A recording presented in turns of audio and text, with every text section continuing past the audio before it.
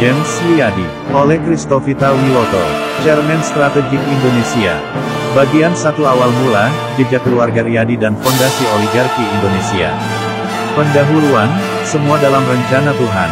Segala sesuatu yang terjadi di atas bumi ini tidak pernah lepas dari pengawasan dan rencana Allah. Ada banyak hal yang tampak seperti kekuatan manusia, tipu daya elit, dan hegemoni uang.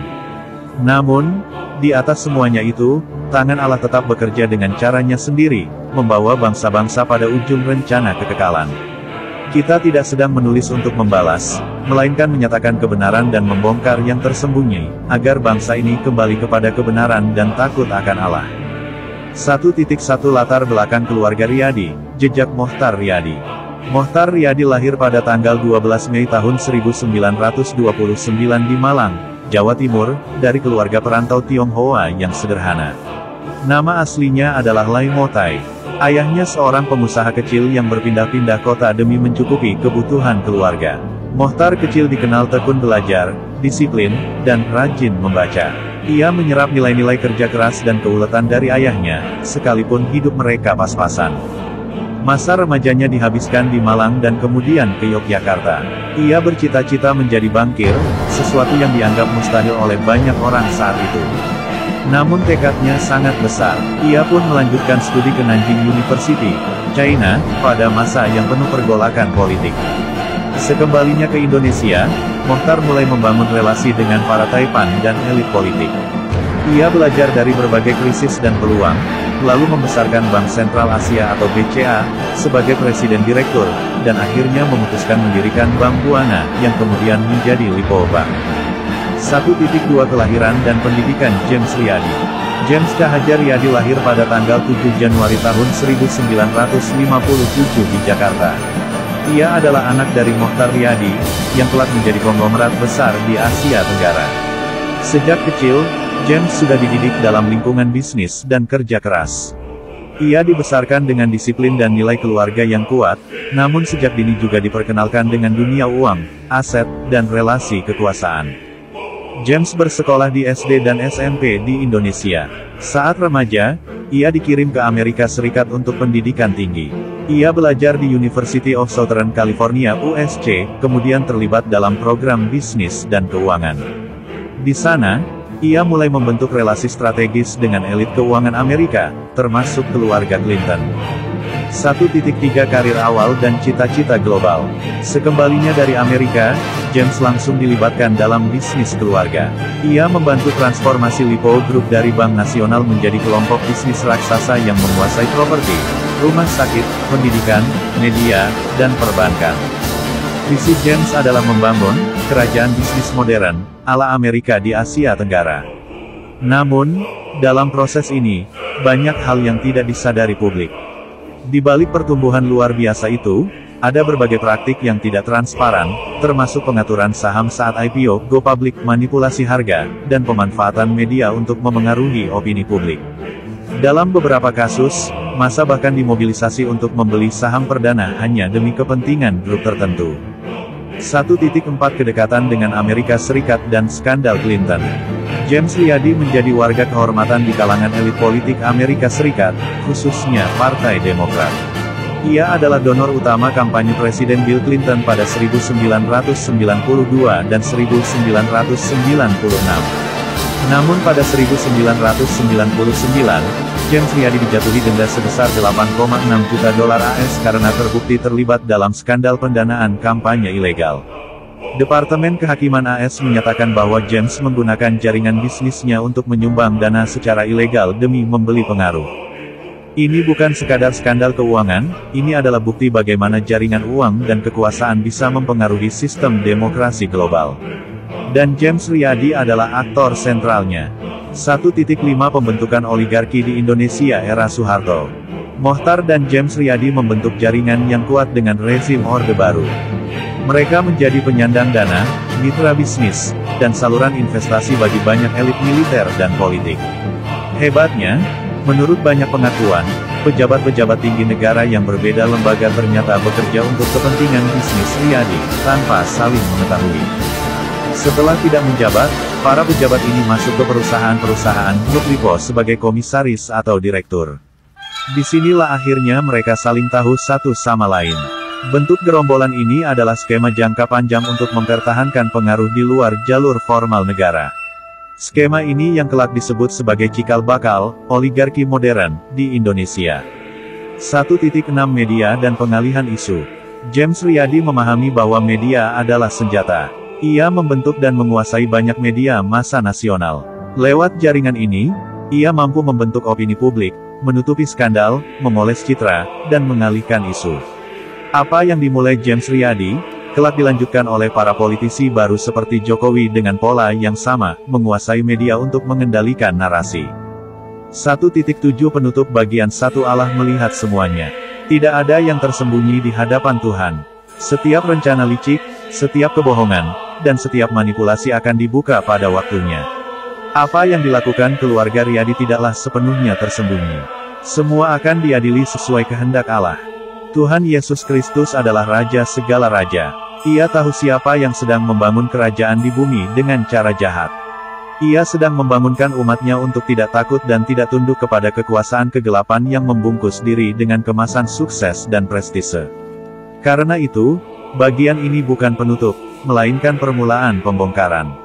Bagian 2 Jaringan oligarki dan penaklukan negara. 2.1 Apa itu oligarki? Penjelasan awal untuk bangsa ini. Oligarki adalah kekuasaan yang dipegang oleh segelintir orang, biasanya orang-orang yang memiliki harta melimpah, akses kekuasaan, dan pengaruh atas kebijakan publik.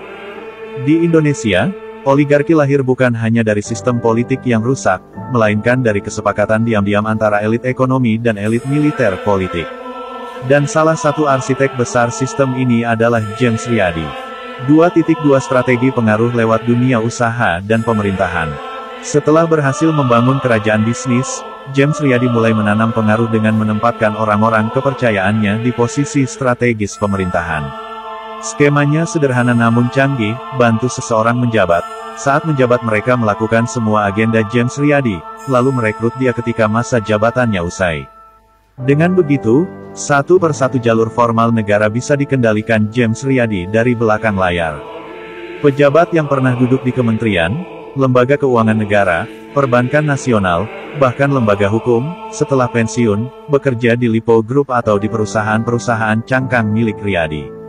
Mereka menerima gaji tinggi, fasilitas luar biasa, dan yang lebih penting, loyalitas diam-diam.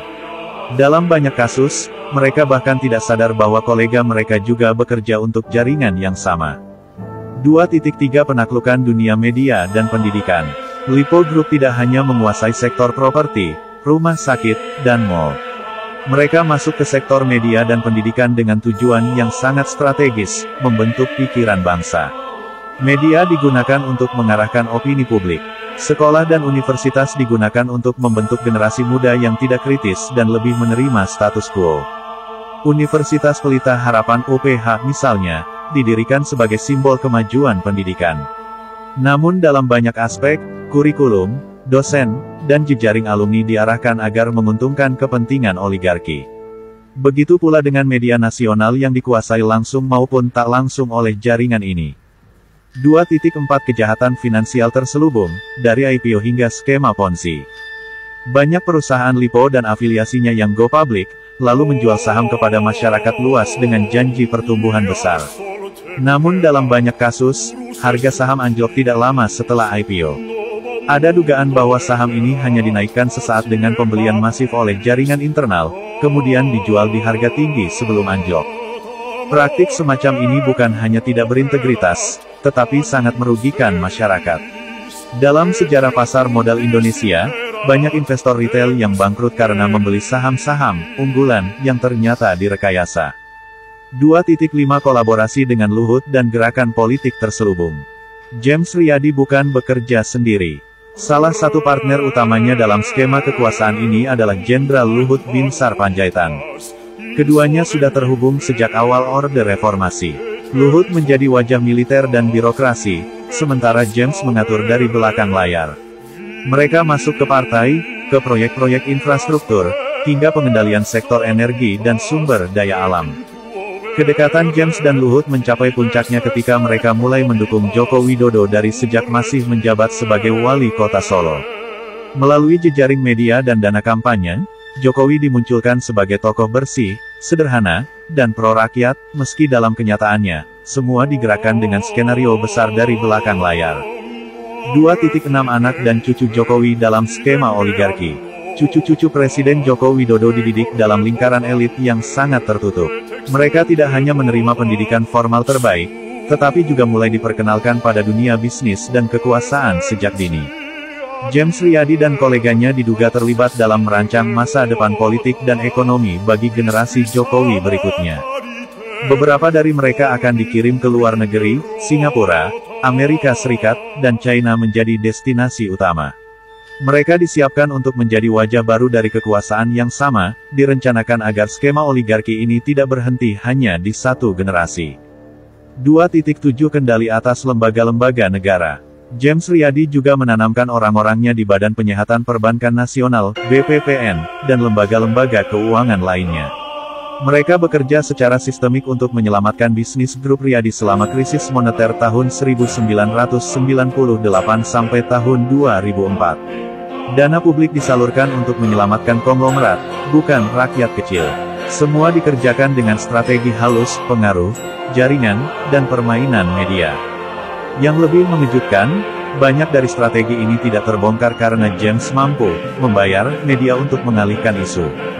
Ia membiayai liputan tertentu, mengatur wawancara khusus, dan bahkan menentukan angle pemberitaan. Inilah awal mula strategi media massa sebagai senjata yang kelak dipakai juga oleh pemerintahan Jokowi. 2.8 Penutup bagian 2 di balik tembok kekuasaan. Banyak yang mengira kekuasaan tertinggi ada di istana atau di kementerian. Tapi sesungguhnya, kuasa yang paling nyata ada di balik tembok perusahaan besar dan jejaring keuangan global. Di sana, keputusan diambil. Di sana pula nasib bangsa diarahkan. Namun, Tuhan Yesus Kristus tidak pernah tertidur. Ia melihat semuanya. Seperti firman-Nya dalam Mazmur 2, Ia yang bersemayam di sorga tertawa, Tuhan mengolok-olok mereka. Segala kuasa jahat akan digulingkan. Segala skema gelap akan dibongkar.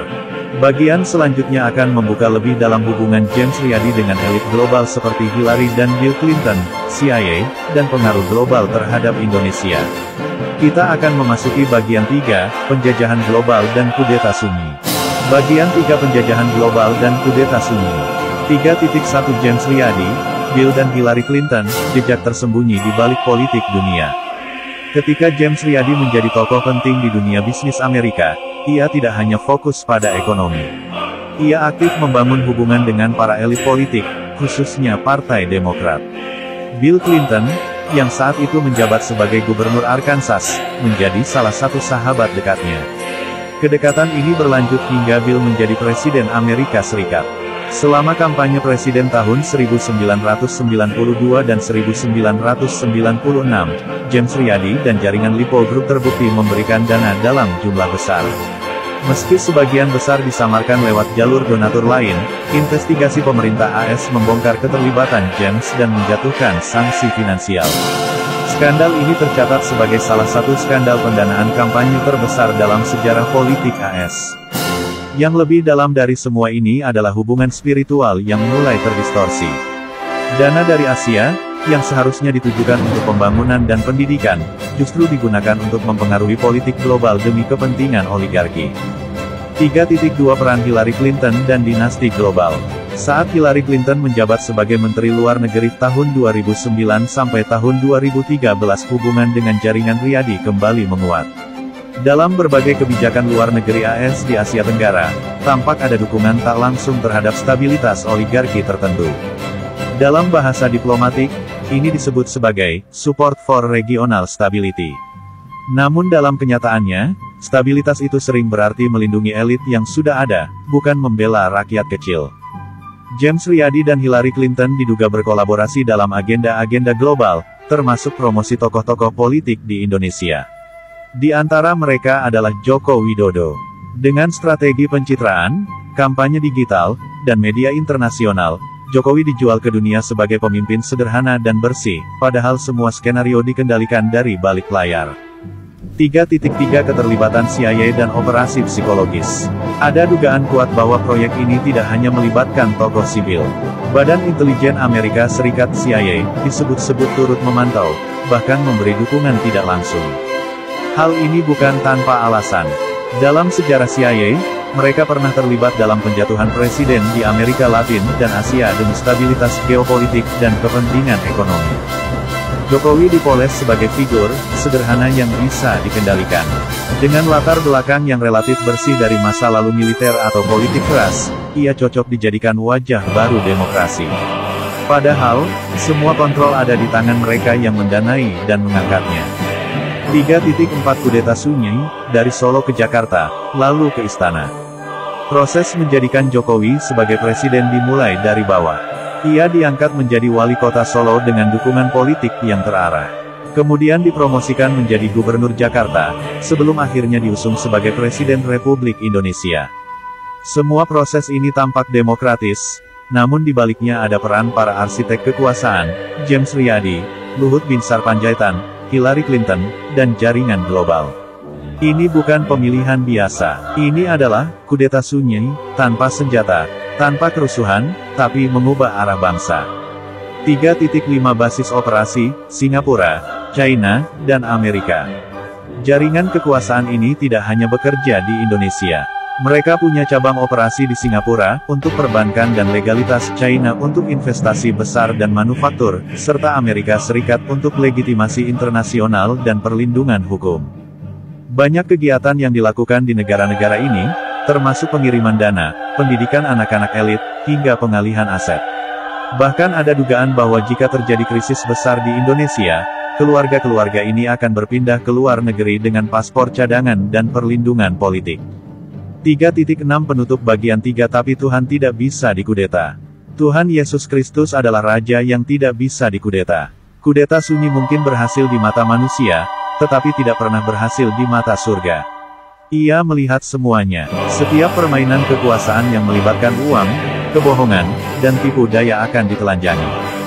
Sebagaimana tertulis dalam Daniel 2 ayat 21, ia mengganti zaman dan masa, ia menurunkan raja dan mengangkat raja, ia memberi hikmat kepada orang bijaksana dan pengetahuan kepada orang yang berpengertian. Kini kita menuju bagian 4, kehancuran oligarki dan arahan Tuhan Yesus Kristus atas bangsa ini. Bagian 4 Kehancuran oligarki dan arahan Tuhan Yesus Kristus atas bangsa ini. 4.1 Batas waktu dari surga, oligarki tidak kekal. Setiap sistem yang dibangun manusia tanpa dasar kebenaran, pasti akan runtuh. Dalam sejarah, tidak ada kerajaan yang bisa bertahan melawan kehendak Tuhan. Demikian pula oligarki yang dibangun oleh James Riyadi dan koleganya. Mereka mungkin terlihat kuat, memiliki media, uang, kekuasaan, dan koneksi internasional. Namun kekuatan mereka tidak berakar dalam keadilan dan kasih. Tuhan sudah menetapkan batas waktu. Kejatuhan sistem ini bukan karena kekuatan manusia, tetapi karena Tuhan sendiri yang mencabut tiang penyangganya. Ketika Tuhan mencabut perlindungannya, runtuhlah seluruh bangunan kekuasaan mereka. Semua akan ditelanjangi, transaksi gelap, manipulasi publik, pelecehan keadilan, dan pengkhianatan terhadap rakyat. 4.2 Pecahnya jaringan, tanda-tanda retak dari dalam. Oligarki tidak akan hancur dari luar lebih dulu. Justru, seperti tubuh yang sakit dari dalam, keretakan dimulai di dalam jaringan mereka sendiri. Beberapa elit mulai saling curiga, saling mengkhianati, dan saling menjatuhkan. Banyak yang mulai takut, karena apa yang dahulu tersembunyi, kini perlahan terbongkar. Sebagian media tidak bisa lagi disuap. Sebagian pejabat mulai bertobat dan membocorkan informasi. Sebagian rakyat mulai melihat terang dan tidak mau lagi tunduk pada pemimpin yang dipoles secara palsu. Ini adalah tanda-tanda bahwa Tuhan sudah bekerja. 4.3 Panggilan pertobatan nasional. Tuhan Yesus Kristus sedang memanggil bangsa ini untuk bertobat. Pertobatan bukan hanya untuk rakyat kecil, tapi justru untuk mereka yang ada di puncak kuasa. Kepada para penguasa ekonomi, politik, dan media, Tuhan berseru. Sebab apa gunanya seorang memperoleh seluruh dunia, tetapi kehilangan nyawanya. Markus 8 ayat 36. James Riyadi dan semua yang terlibat masih diberi waktu oleh Tuhan. Tapi waktu itu tidak lama.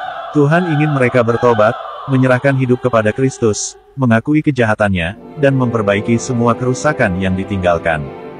4.4 Bangkitnya generasi kudus, dipimpin Roh Kudus, bukan uang. Ketika sistem lama runtuh, Tuhan sedang menyiapkan generasi baru, generasi yang tidak tunduk kepada uang, yang tidak mau kompromi dengan kejahatan, dan yang berani berdiri demi kebenaran. Mereka ini tidak dilahirkan oleh partai atau universitas elit. Mereka dibentuk dalam doa, penderitaan, kesetiaan, dan ketaatan. Inilah generasi yang akan menggantikan para oligark yang gagal. Mereka akan memimpin dengan kasih, kebenaran, dan takut akan Tuhan. Mereka tidak akan menjual bangsa ini untuk kekayaan pribadi. Mereka akan memulihkan negeri ini dalam terang Kristus. 4.5 Indonesia dalam peta rencana Allah. Indonesia bukan sekadar negara. Indonesia adalah ladang besar yang Tuhan cintai. Di balik semua kejahatan yang terjadi, Tuhan punya rencana besar atas bangsa ini. Ia akan memurnikan gereja-gerejanya, mengguncang sistem politik, dan menggantikan penguasa yang tidak berkenan kepadanya. Tuhan sedang mengerjakan sesuatu yang besar. Ia mengizinkan bangsa ini digoncang agar semua yang tidak berasal darinya runtuh, dan yang berasal darinya tetap berdiri teguh. Oligarki akan dihancurkan, dan bangsa ini akan dipulihkan. 4.6 Penutup, kemenangan Kristus pasti nyata. Kita bukan sedang berjuang sendirian. Ini adalah pertempuran rohani antara terang dan gelap. Tapi terang akan menang. Kristus akan menang. Oligarki yang dibangun oleh tipu daya manusia akan dihancurkan oleh kebenaran Allah. Pemerintahan berada di atas bahunya, dan namanya disebutkan, Penasihat Ajaib, Allah yang perkasa, Bapa yang kekal, Raja Damai. Yesaya 9 ayat 5, Tuhan Yesus Kristus akan memerintah bangsa ini.